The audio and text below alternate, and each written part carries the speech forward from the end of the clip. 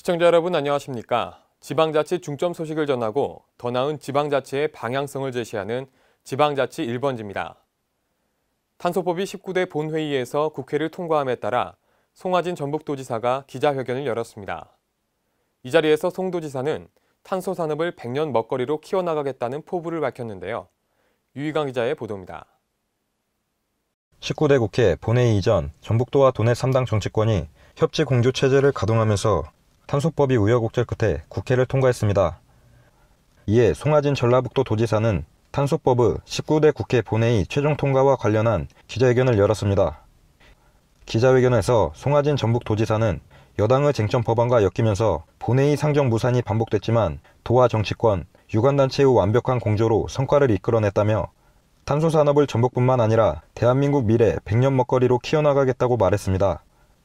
한편 탄소법이 제정됨에 따라 그동안 전북 주도 위주로 추진되었던 탄소 산업이 국가 차원에서 이끌어 나갈 수 있는 제도적 근간을 마련하면서 정부 차원의 탄소 사업 시책들이 본격 추진되는 등 탄소 산업 육성 속도가 가속화될 전망입니다.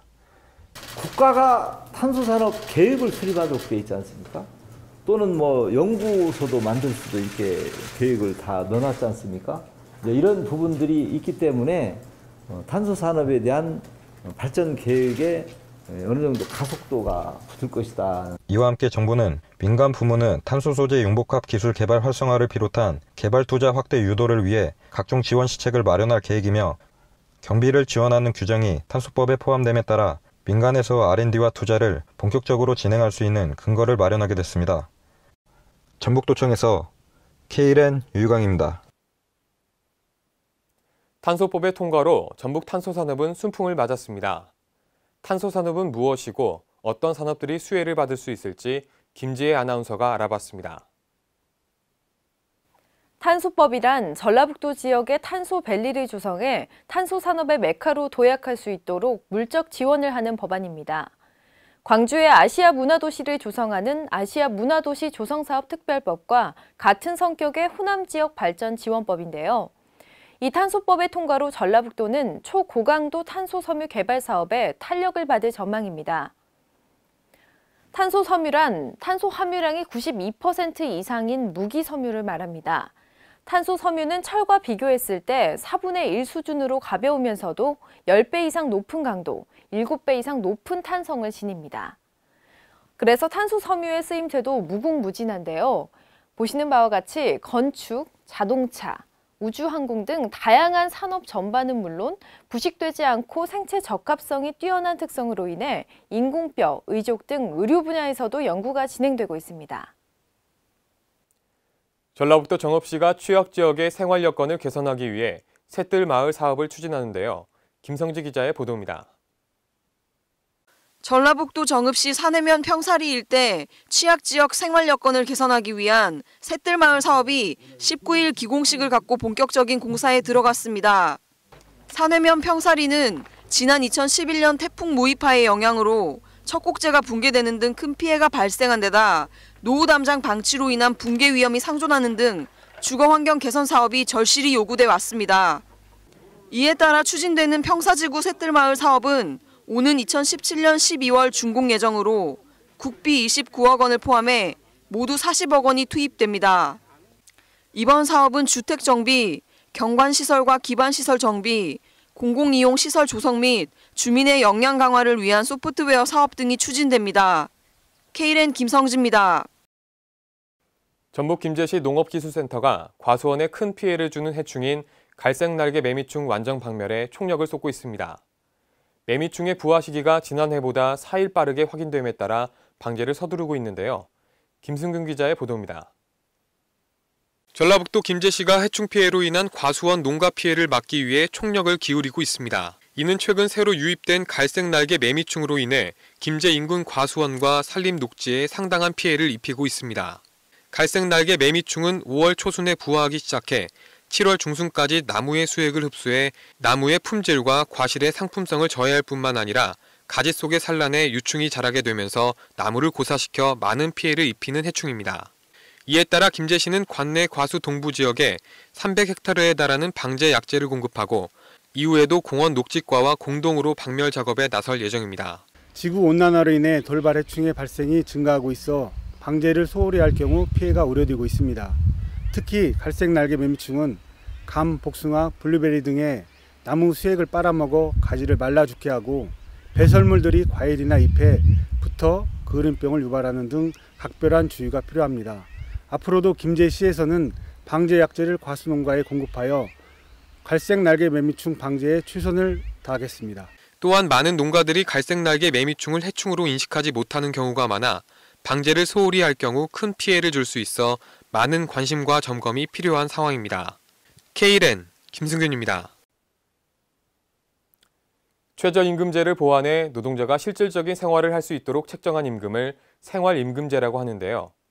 전북도 생활임금 조례안이 의안심사를 통과해 사실상 내년부터 도입될 전망입니다. 김성지 기자가 보도합니다. 전라북도 생활임금 조례안이 19일 도의회 상임위원회를 통과해 시행을 앞두고 있습니다. 이번에 시행되는 조례안에 따르면 올해 최저임금인 시급 6,030원을 기준으로 120%를 적용할 경우 생활임금 액수는 시간당 7,236원, 월임금은 주 40시간 근무 기준 151만여 원입니다.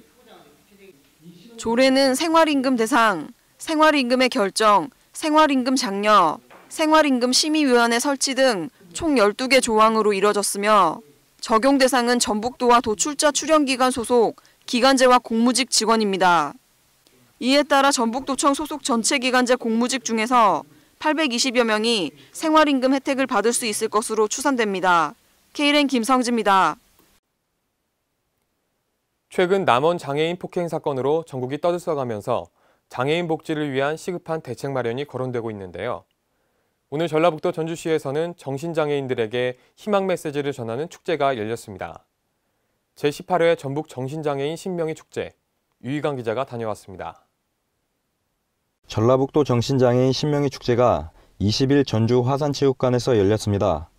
올해로 18번째를 맞는 정신장애인 신명희 축제는 편견은 버리고 차별은 줄이고 행복은 높이고라는 슬로건으로 시설 생활인들과 종사자, 자원봉사자 및 정신보건 관계자들이 한데 모여 어울려 즐기면서 친목을 다지기 위해 마련됐습니다. 신명희 축제 일부 행사에서는 송하진 전라북도지사 표창장 수여를 비롯한 감사패 전달, 개회선언, 우승기 반환, 선수 선서 등이 진행됐고 오후 2부 행사에서는 장애물 달리기, 풍선 터뜨리기 등 명랑운동회가 진행됐습니다. 이날 송하진 전라북도지사는 치사를 통해 신명희 축제를 축하했으며 정신장애인들에게 희망의 메시지를 전달했습니다. 깊은 관심으로 여러분들과 함께할 때 우리 사회는 모두가 다 건강하고 행복한 사회가 된다고 믿고 있습니다.